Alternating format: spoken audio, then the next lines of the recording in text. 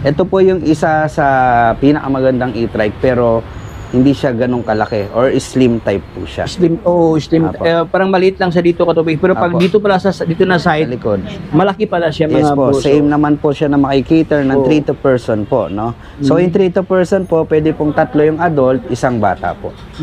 So, kaya po. Yan. Dahil 800 watts na po siya, 800 watts ang controller, naka 6023 na battery.